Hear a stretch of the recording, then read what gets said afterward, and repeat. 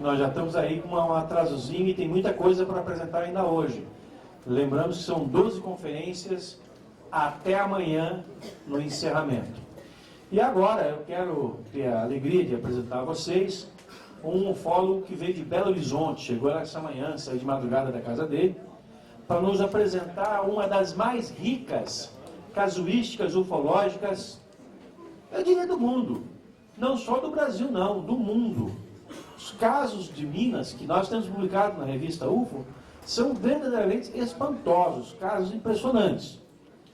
E o Paulo Werner é um obstinado investigador, daquele que vai ao campo, falar com a testemunha, levantar os fatos, colher as informações e tirar suas conclusões.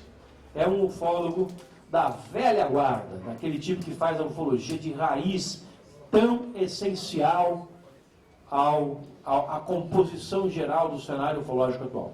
Tá? Então, com vocês, ele que é o presidente do CIPFANI, o Centro de Investigação e Pesquisa de Fenômenos Aéreos Não Identificados, de Belo Horizonte, Uai, Minas Gerais. Aí, acabou.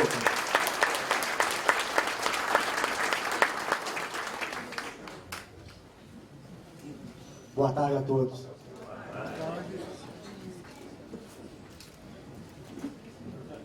Bom, como é a primeira vez que eu faço palestra aqui em São Paulo, eu fiz aqui no comecinho só uma pequena apresentação. O CIPFAN é uma entidade civil que foi fundada em 91, na época mais como intercâmbio de informações com outros grupos, principalmente São Paulo, que era a grande maioria. E a coisa foi evoluindo até a gente pegar uma linha mais científica de pesquisa de campo. A gente se pautou em cima das pesquisas do Cicoane, do falecido Uvo Dante Aleixo. Né? Aqui é uma pequena apresentação. Eu sou jornalista, eu sou consultor de arte da revista UFO, eu trabalho para Viver Brasil, que é a maior revista de Belo Horizonte, e Jornal Tudo BH. Pela recente viagem que eu fiz a pedido da revista UFO em Iturama. Bom, o CIPFAN realiza diversas atividades de pesquisa ufológica. Né? A gente faz entrevistas, vigílias, acampamentos e expedições. Só que, atualmente, expedições, vigílias, a gente reduziu bastante, porque o número de interessados por pesquisa de campo realmente caiu quase a zero, para ser sincero. Né? Poucas pessoas que realmente têm essa vontade de sair para coletar informações. Durante muitos anos, nós publicamos o UFO News. Esse aqui é acho que de 95. Esse informativo, ele era distribuído, porque na época ainda a internet estava no seu começo, e os grupos de ufologia, eles trocavam informações com informativos, assim como era o do Alisson Alvino tá aí, né? E vários outros grupos, Geone, que eles faziam as pesquisas, produziam esses, como se fosse uma pequena revista, e trocavam por correio, né? Era muito interessante. Acho que foi uma das melhores fases da ufologia, porque todos os grupos, eles corriam atrás, para ter o próprio material de divulgação. Tá? Como eu disse, sou ilustrador da UFO e de outras revistas. Já fiz várias capas aqui, algumas que eu ilustrei. Eu sou o primeiro brasileiro a fazer uma capa para a Científica América, a revista que circula em 18 países. Eu fiz 7 capas para a Científica América, inclusive uma sobre exoplanetas, que é essa aqui. E essa UFO, especial Minas Gerais, o Gevaeg teve a honra de me convidar eu tive a honra, né, quer dizer, para ser o editor dessa edição especial. Eu acho que não sei se ela ainda é disponível para fazer pedidos na UFO, né? Muito interessante. Ali a gente condensou muita coisa dos casos clássicos da ufologia mineira e das pesquisas do CIPFAN. Aqui, duas que, né, estão em destaque. Recentemente eu fiz uma viagem para a revista UFO, né, coletar um caso que aconteceu em 2000, eu fui reavaliar o caso. Né. Como o Gevaia disse, Minas Gerais é um estado onde concentra o maior número de observações e de casos de abdução, contatos com seres direto. Aí, se for citar aqui os casos aqui, Vilas Boas, Hermínio e Bianca, caso Varginha, caso Bebedouro, então vou até amanhã. E são casos de relevância mundial. Em 2004, eu lancei o primeiro CD-ROM de ufologia, que foram Os Invasores. Nele, nós colocamos 14 anos de pesquisa. É um material muito completo, que tem todo o nosso repertório até 2004. Foi um trabalho inédito no Brasil. Eu gastei 1 ano e 8 meses produzindo esse material. Eu parei de vender esse CD-ROM. Talvez eu volte a vender, mas eu estava colocando ele para ser baixado gratuitamente. É um material muito, muito legal. Bom, o CIPFANI hoje é a única entidade de pesquisa ufológica atuando em todo o território mineiro. Não existe mais nenhum grupo de pesquisa de campo atuando em Minas Gerais. Nós utilizamos uma metodologia de pesquisa de campo e contando com uma grande rede de consultores. Nós temos vários consultores que constantemente mandam agora e-mail, mensagens por celular e mantém a gente informado. Lógico que a gente não vai mais assim, olha, aconteceu um caso, a senhora viu uma luz, a gente não vai mais atrás disso. A gente deixa para queimar cartucho com coisa maior. E o nosso lema sempre foi, não acreditamos, pesquisamos, porque eu acho que a base de toda pesquisa, quando você acredita, você joga pelo ralo a seriedade. Você não pode ir numa pesquisa já com pensamento pré-estabelecido. Bom, dentro do contexto desse evento aqui, o Gevair me pediu para fazer uma relação de casos em que eu pesquisei, e casos também classes da ufologia mineira, em que a pessoa que houve o contato, ela teve uma visão diferente. Para ela não foi uma visão com seres de outros planetas, mas foi uma visão sobrenatural, foi uma visão de algum santo, uma visão de, como diz na roça, de assombração. Quer dizer, ela tem uma visão diferente de outras pessoas, que seriam extraterrestres ou divindades, a relação do fenômeno UFO com as crenças religiosas e como isso interfere na pesquisa ufológica. Bom, essa análise ela não pretende aprofundar em fatos históricos e muito menos dissecar religiões em busca de evidências sobre os UFOs e seus tripulantes. Porque se eu for entrar aqui na seara de religião, a coisa é existente. Eu vou me pautar somente naquilo que realmente interfere na pesquisa e na sua coleta de dados. Que para os estudiosos do fenômeno é consenso geral que a teoria dos deuses astronautas é um fato. E que no passado houve uma interferência direta e indireta de seres extraterrestres na história da humanidade. Quer dizer, todo mundo aqui acredita, então não precisa ficar aqui tentando provar nada. Bom, em todo mundo a interferência do fenômeno UFO no folclore, costumes e nas religiões pode ser encontrada. Qualquer cultura, qualquer religião tem alguma coisa ligada ao fenômeno OVNI. E praticamente todos os livros sagrados relatam encontros com visitantes alienígenas.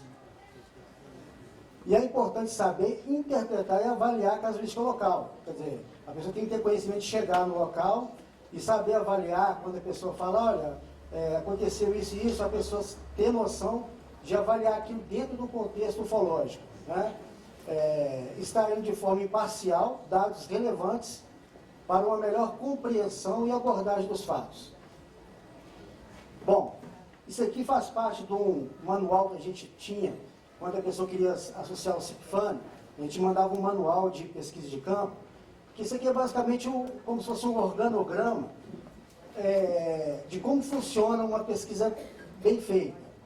Ou seja, para você avaliar um caso num contexto maior, você tem que pegar a testemunha, aí essa testemunha vai envolver a cultura que ela tem, a emoção do momento, o conhecimento que essa testemunha tem, honestidade, aceitação do fenômeno. Quer dizer, o conjunto de tudo isso aí vai elaborar aquilo que ela vai passar para o pesquisador.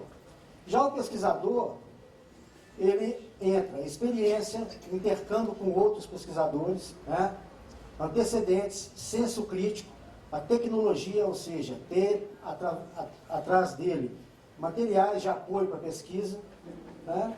E, depois disso tudo, ele chegou à conclusão que é a elaboração de um relatório técnico. Uma coisa parecida com isso aqui, ó. Toda pesquisa que a gente faz, a gente gera um relatório com todas as informações, né? Isso aí torna, para o futuro, no caso de uma reavaliação do caso, uma coisa importante, né? Esse aqui eu já te falei, então posso pular. Bom, o processo de análise do fenômeno UFO, eu acho que segue 3 caminhos. Geralmente é assim: aconteceu um fenômeno UFO, aí um pesquisador coleta os dados iniciais e já chega à conclusão. É aquele ufólogo que aparece uma luz no céu, a reportagem do jornal chega para falar e fala assim, não, realmente era um disco voador, não sei o que, tal. Pronto, ele chegou à conclusão baseado simplesmente em um dado somente. Agora, quando ele colhe evidências, aí ele já chega em uma outra conclusão, né? Aí ele busca evidências fotográficas, evidências de pouso, de interferência magnética, amostra de solo, quer dizer, depende do que aconteceu. E uma terceira, que é uma que vem com análise de laboratório, laudos técnicos, exames médicos, quer dizer, uma coisa ainda mais aprofundada. Então, seguindo esses 3 caminhos, chegamos a 3 conclusões, mas geralmente 90% de tudo que é produzido hoje no Brasil segue essa primeira, porque é o caminho mais fácil, né? Aí é o caminho do achismo, de conclusões fáceis, né? Bom, resultado diverso de uma mesma ocorrência. Bom, para poder ilustrar isso, eu vou mostrar um vídeo aqui de um caso que aconteceu em 2000, esse caso que eu fui a pedido da Cristóvão agora revisitar, que é o caso do João Caiano, que teve o Fusca dele, que foi levitado por um objeto voador não identificado, e a família dele foi levada para dentro do disco voador. Disco voador, segundo as palavras dele, né? Eu vou passar aqui.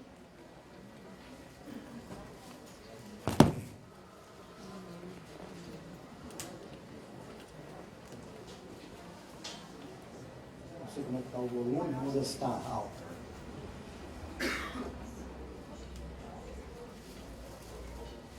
Isso é um programa da gente que passou, não é um programa de jornalismo. Deixa eu ver se tem como aumentar.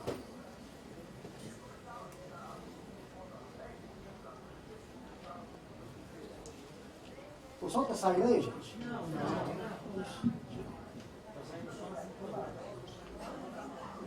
Eu acho que não vai ter como passar, não. Bom, é o seguinte, acho que o som está saindo, então deixa eu pular. O que aconteceu? Nessa reportagem, o jornalista que fez, ele foi até o local e tinham várias pedras no chão. E ele pegou uma dessas pedras e falou que elas estavam queimadas. O facho do óleo bateu e queimou aquelas pedras. E ele apresentou isso como uma prova de que ali tinha um objeto, tinha produzido uma temperatura alta e tinha queimado as pedras no local. Isso em 2000. Quando eu voltei agora, né, no final do ano passado, eu voltei com ele no mesmo local, fiz questão de voltar no mesmo local, que é aqui, né? E ele ficou até meio relutante. Fui à noite lá, ele quis fazer uma vigília, mas nada foi observado. O que aconteceu? Eu notei que no local, essas pedras escuras, elas existem em todos os lugares. Não só onde ali, provavelmente, o UFO tinha pousado. Parece que é um fenômeno normal da região. Ali, aqui é a mesma pedra. Aqui ela com a parte de cima e ela virada, essa parte que fica em contato com a terra. E vice-versa isso aqui. Então, eu só virei essa aqui só para vocês terem uma noção. Na realidade, não teve nada de interferência dessa nave. É um processo natural que ocorre lá com todas as pedras do local. E quando eu questionei o João, ele falou assim, não, mas as pedras que estavam aqui, todo mundo, os curiosos, vieram e buscaram. Mas não era verdade. Então, quer dizer, a condução de uma pesquisa ufológica se você recebe aquele primeiro dado e aceita aquilo, né, corre-se o risco de passar muita coisa desapercebida, né? Então, só para ilustrar como é que funciona uma pesquisa de campo coletando as informações necessárias. Bom, nessa viagem eu percorri 1.700 quilômetros, né? Essa menina, que é a filha dele, na época tinha 4 anos de idade. E ela foi a única que ficou acordada dentro da nave. E ela lembra de ter visto um ser, que ela fala, né? Naquela reportagem, mostra mais o som que ela saiu, que ela viu um ser com o olho pequenininho e um ser maior com o olhão. Ela tinha 4 anos, e hoje já está com 18, né? E eles mantêm a mesma opinião, apesar que o João ele mudou completamente a visão que ele tinha no começo, em 2000, para ele era só um contato normal. Hoje ele já acredita a coisa pelo viés mais místico, daquela coisa que ele é o escolhido, que ele agora tem dom de cura. Ele fala que ele coloca a mão em cristal, que o cristal acende. Então, quer dizer, é o que a gente chama de síndrome do contactado. A pessoa, ela alega ou passa a acreditar que é especial, né? Isso ocorre muito, não só no caso aqui de João Caiana, mas em vários outros casos, né? Bom, aí entra aquela coisa da pesquisa de campo, do fenômeno sobrenatural e do fenômeno ufológico. Quer dizer, você chega em campo para pesquisar e aí você se depara com alguma informação, aí você pensa, pô, será que isso aí vale a pena de pesquisar? O caso Varginha, por exemplo.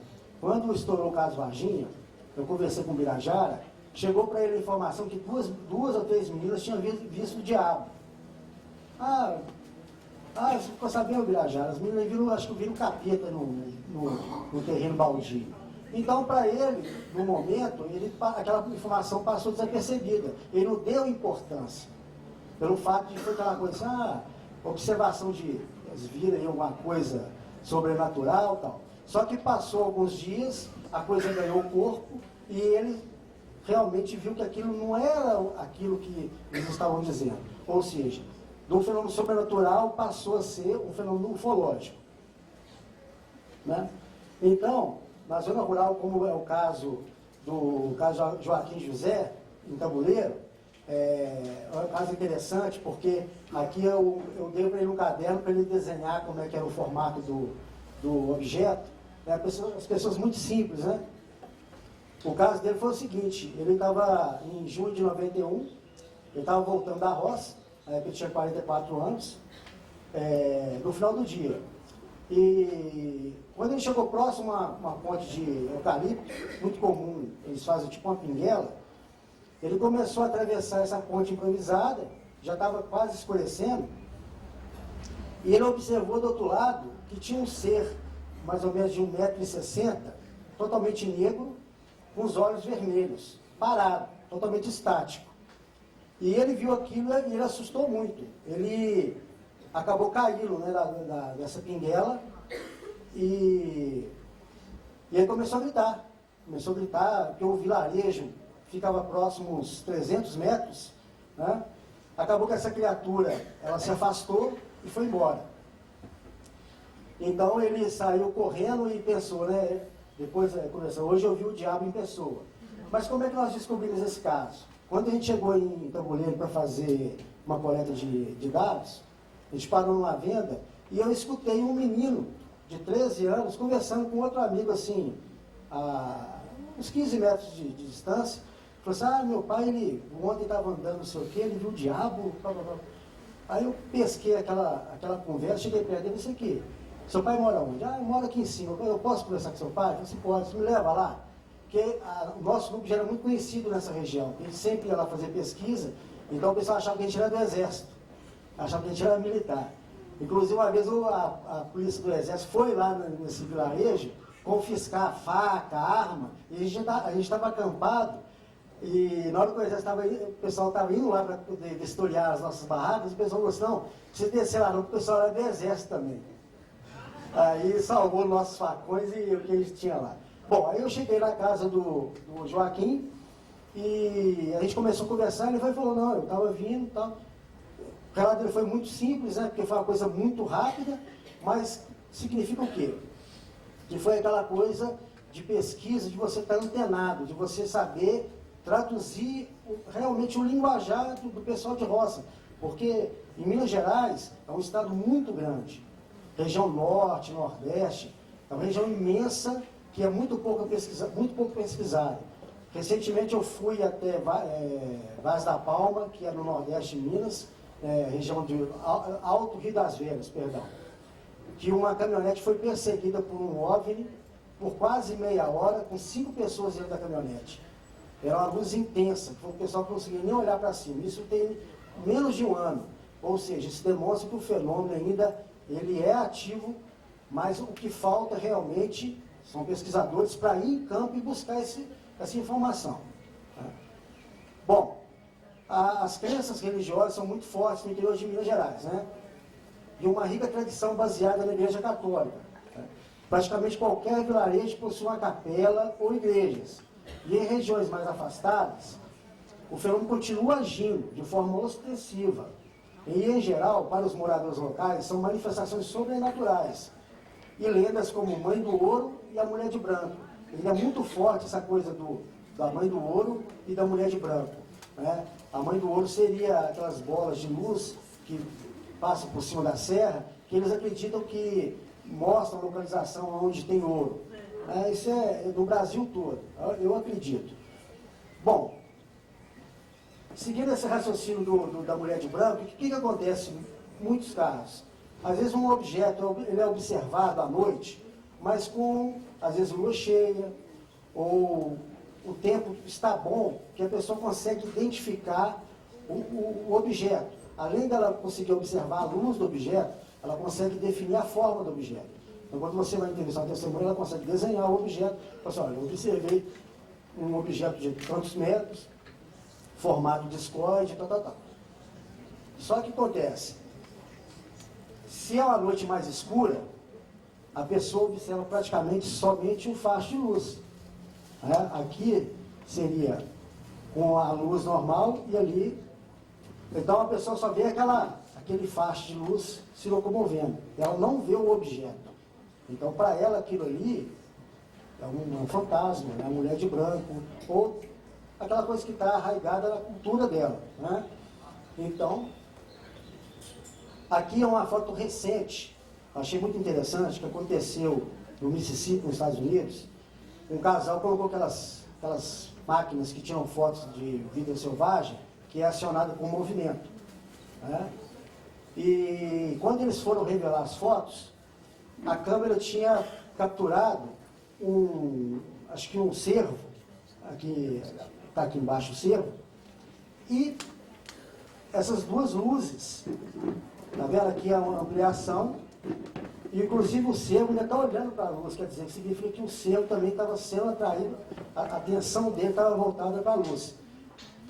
Ou seja, será que são somente essas duas luzes? Ou será que por trás aqui, existe algum objeto? Como a qualidade da imagem não permite uma avaliação melhor, então não tem como saber. Às vezes o objeto pode ser circular, pode ser discoide. Então isso mostra que às vezes a pessoa está atravessando uma ponte ou andando na estrada rural à noite e vê uma coisa dessa, ela cria interpretações que estão dentro do seu conhecimento. Né? Um fato interessante na região do Rio das Velhas, em Minas Gerais, que é uma região que foi muito pesquisada pelos 5 anos, que houve uma época em que esse formato de nave era observado constantemente. E o pessoal da roça apelidou de betoneira. Né? São vários relatos em diversas localidades na região mineira da Serra do Cipó, um tipo peculiar de objeto voador, formato de barril ou misturador de cimento, não muito grande, com 2 faróis nas extremidades. Outro detalhe, voa tanto apagado como emitindo luminescência em toda a sua superfície. Ou seja, às vezes ele voava sem emitir qualquer tipo de luz, a pessoa só vê aquele vulto passando. Esse objeto foi observado em vários relatos. Né? Aqui são variações do mesmo objeto. Aqui com raios de... Deixa eu voltar aqui. com raios divergentes, né? E aqui paralelos, mas mantendo o mesmo formato. E esse formato do gancho aqui, o pessoal falava que era para capturar. Inclusive tem um caso do Hermelindo, que ele foi capturado por uma dessas garças, e ele conseguiu desvencilhar disso e caiu em cima de uma árvore, machucou a perna. O caso dele é muito famoso.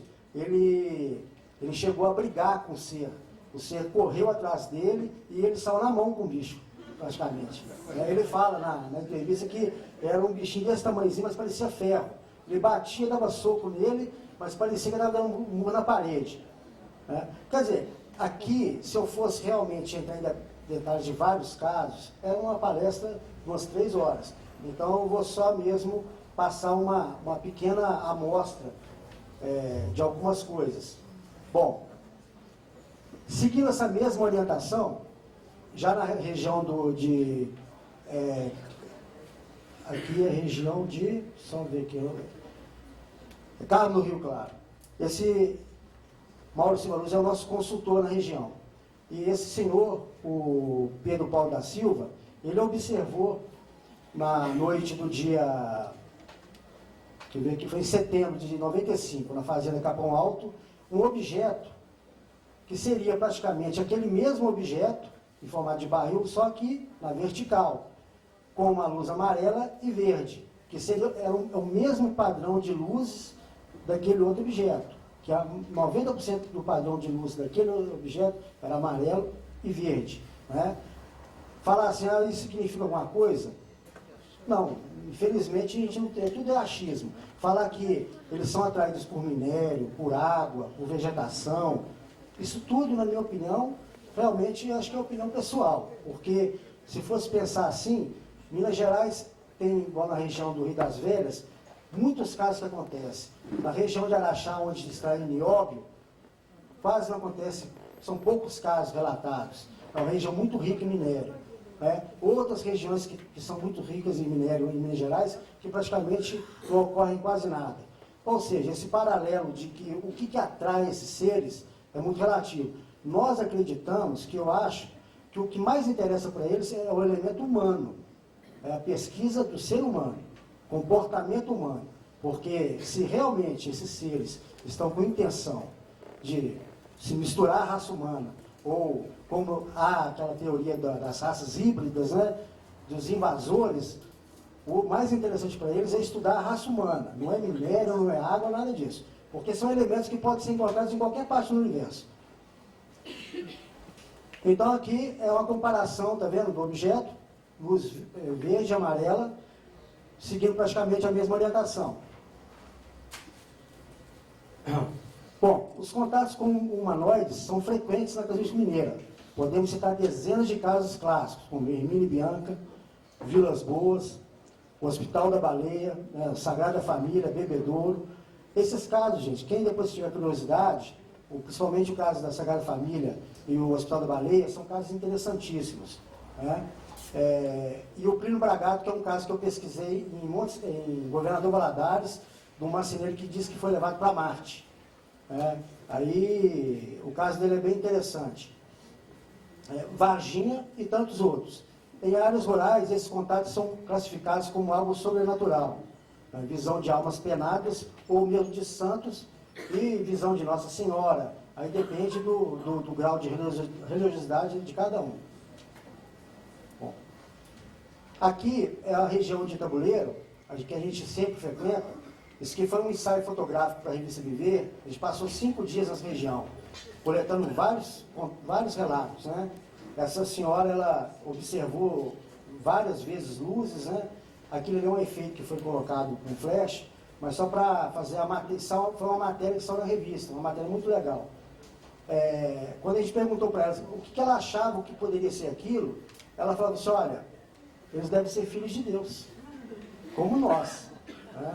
Agora, o que eles querem com a gente, eu não sei. Agora, 90% dos casos que a gente pesquisou na área rural mostra claramente agressividade. É uma agressividade que pode ser direta ou indireta. Direta quando a pessoa é abduzida, porque a abdução é um ato de violência. Eles não chegaram lá batendo na porta do cara e falaram aqui, olha, a gente pode te levar lá para a nave? Não acontece dessa maneira. Né? Como foi o caso de Vilas Boas, que estava na terra, ele tentou fugir, foi agarrado e foi levado dentro da nave. Né? E tem um indireto, que às vezes a nave está pousada, a pessoa chega perto, igual há vários casos na literatura, a pessoa encosta a mão e toma um choque, ou é queimado, ou fica em contato com algum tipo de radiação. Quer dizer, então é uma agressividade indireta e a direta.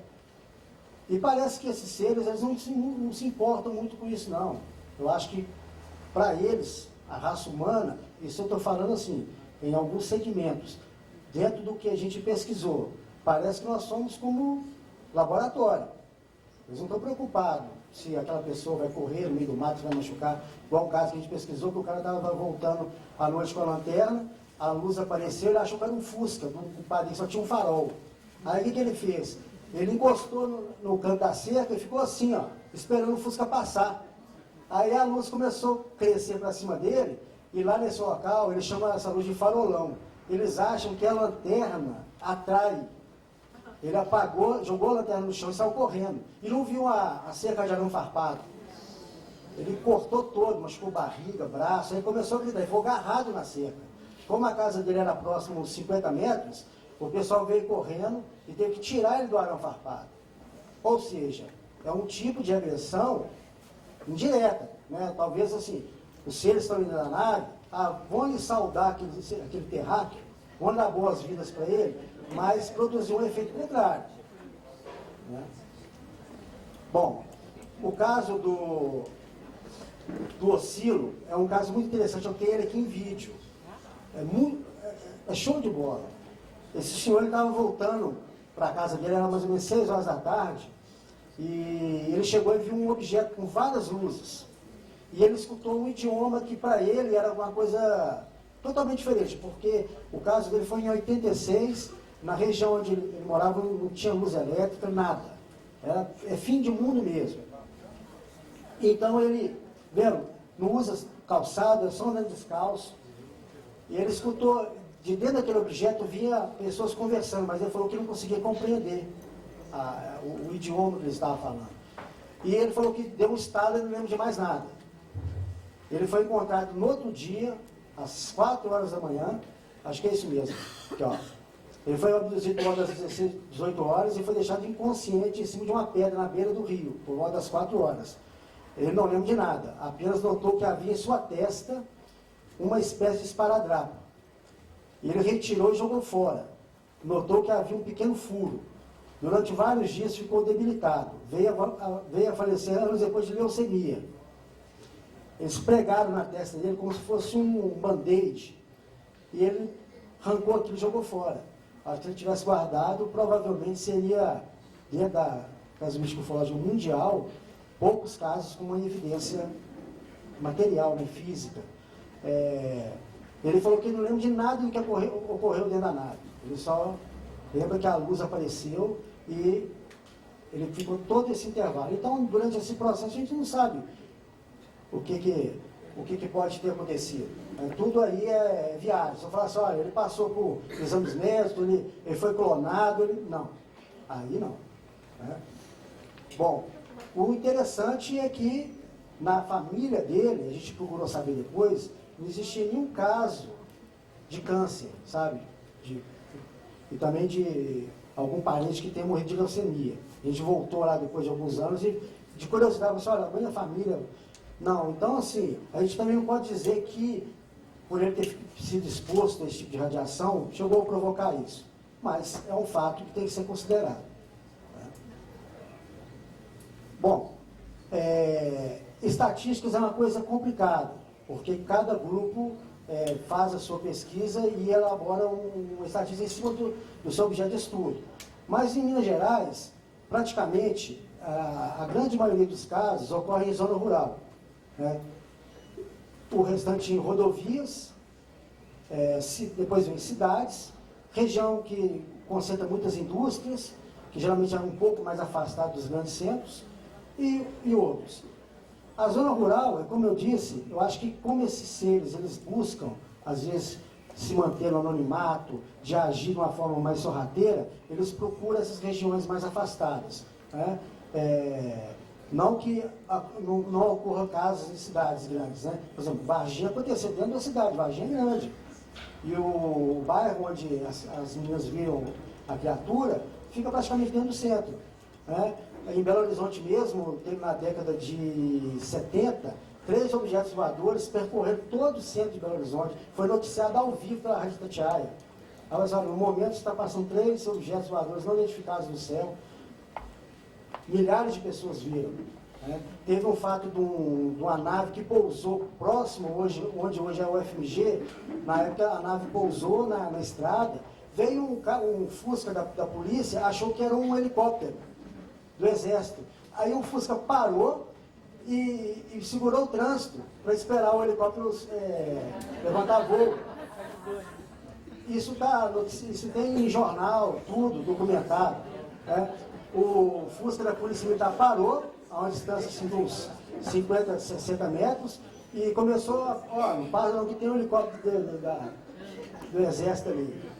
Aí acabou que a nave pegou, foi embora, e depois foram saber que não tinha nada de nenhum exercício marcado naquela região. Quer dizer, você vê como é que é a complexidade dos casos. Né? Deixa eu só ver aqui. Bom, de todos esses casos que eu mostrei, aqui com relação, fazendo esse paralelo entre ufologia e religião, o caso desse lavrador, que é na região de Vargem Grande, que é uma região também que acontece muitos casos, acontece. No início do século passado, acho que foi em 1910, ele subiu no alto da serra e nessa fenda aqui, aqui tem uma fenda, ele viu sair um pequeno ser de mais ou menos 1,5 metros, com a cabeça grande, com uma roupa meio colada em tom branco, e acho que era no dia de Santo Antônio, uma coisa assim, ele era muito devoto de Santo Antônio. E ele acreditou que aquilo se tratava de uma visão de Santo Antônio, só que pequeno. Aí o pessoal da cidade, ele viu o Santo Antônio pequenininho e tal, não sei o quê. Aí ele passou muito mal depois, ele teve uma paralisia, metade do corpo. Ele ficou vários dias de cama. E quando ele melhorou, ele subiu novamente a serra. Chegou lá, ele viu novamente o ser. E ele alegou que esse ser jogou um facho de luz nele que o curou. Ele nunca mais sentiu nada. E em retribuição, ele falou que antes de morrer, ele ia construir uma capela em homenagem a essa visão de Santo Antônio, que é essa capela aqui, está aqui em cima. Só que acabou que ele morreu anos depois e a família dele conseguiu construir essa capela. E todo ano o pessoal da cidade faz romarias até o local. Está vendo? Quer dizer, é aquela coisa de um fenômeno ufológico que se transformou numa coisa religiosa. Quer dizer, será que no passado, toda essa coisa que a gente traz, será que também realmente não passou por esse mesmo processo? Né? Lógico, são paralelos. Às vezes o fenômeno é visto como algo que não é desse mundo. Mas na visão simples do homem rural, não ser desse mundo pode ser apenas uma expressão. Né? Na maioria das vezes, as testemunhas não possuem uma opinião sobre a origem do fenômeno. Em 23 anos de pesquisa em todo o território mineiro, coletamos centenas de casos. Em 70% deles há uma conotação religiosa. Né? Principalmente, na zona rural principalmente. Né? Em resumo, UFOs e religião se misturam, mas se misturam somente nesse contexto, de a pessoa observar, não saber definir o que é aquilo, e partir do pesquisador saber separar o joio do trigo. Né? Quer dizer, e cabe a nós pesquisadores ter percepção para traduzir toda essa informação, tirando o véu do sobrenatural para trazer à tona fatos relevantes para a ufologia. Né? Bom, só confirmar aqui. Bom, antes de terminar aqui, eu vou mostrar, eu vou voltar aqui nessa... que a gente está realizando uma expedição, essa região chamada Novo Irã de Minas, que fica na região norte de Minas, uma região muito seca, em que praticamente não tem nada. Em contato com caminhoneiros que fazem a rota, eles relatam muitos casos. Então, quem tiver aqui, que tiver contato lá em Belo Horizonte e que quiser participar dessa expedição, a gente vai fazer talvez um roteiro de 3 ou 4 dias. Nós vamos mapear a região, coletar casos, tirar fotos, né, e fazer vigílias no local. Então, acho que é interessante. E também, quem tiver interesse de acompanhar essa pesquisa, depois, provavelmente, eu vou publicar isso na revista UFO, mas mostrando que o nosso grupo ainda está ativo, correndo atrás.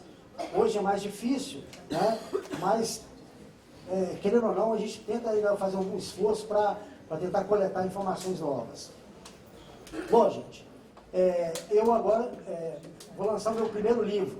Eu já tive vários convites para escrever um livro de ufologia para a revista UFO, mas eu nunca tive paciência para escrever um livro, né? Já escrevi vários artigos, várias revistas especiais. Então, em 2008, eu criei a Terra de Lund, que é a proposta de levar arqueologia e paleontologia para as crianças, abordando a pré-história brasileira. E nesse livro de estreia, eu criei uma história que um planeta que chama Zargon, ele está passando por um processo de extinção, com poluição, desmatamento. Quer dizer, eu fiz um paralelo que está acontecendo com a Terra. E para salvar o planeta deles, eles têm que vir à Terra buscar um mineral que só existe aqui. Eles mapeiam o universo e dizem, olha, é naquele planeta lá que tem esse mineral. Então eles mandam o Pixel e o Zig, que eu fiz uma alusão ao ET de Varginha, né? E o livro todo, ele tem várias chamadas, assim, várias coisas ligadas à ufologia, sabe? Então, assim, remete à criança, é um livro que pode ser lido tanto para uma criança como para um adulto. Ele traz para a criança aquela coisa da interferência alienígena no passado. Como é que foi essa aproximação? Né? O livro mexe com isso de uma forma bem lúdica. E a história foca muito no meio ambiente, mostrando que a água é o bem mais precioso que nós temos. Né? E o livro, além de tudo, ele tem um bônus que falando sobre as feras da megafauna que existiam aqui no Brasil há 11 mil anos atrás, fala sobre pinturas rupestres, ou seja, é um trabalho que eu demorei 1 ano e 2 meses para realizar. Eu acredito que é um presente muito legal para dar para criança. Esse livro ele vai ser lançado agora em setembro. Né? Quem quiser, eu trouxe cartão, eu deixo com quem tiver interesse e depois pega comigo. Bom, aqui é só uma propaganda que está no site do livro, né? O preço ainda talvez vai ser esse mesmo, não sei se vou definir. Bom, mas aí agora, deixa eu voltar aqui, que a palestra, como disse, é uma palestra bem rápida, porque se eu fosse entrar em todos os casos, ou separar caso por caso, ficaria uma coisa mais complexa. Bom, gente, eu agradeço a atenção de todos. Né? O trabalho pode ser visto na revista UFO. Né? E eu tenho um blog dentro do site da UFO, que eu coloco lá informações. E se alguém tiver alguma pergunta, alguma coisa a perguntar sobre a nossa pesquisa em Belo Horizonte, ou tirar alguma dúvida, é só conversar comigo aí em off. Eu agradeço a atenção de todos e a paciência.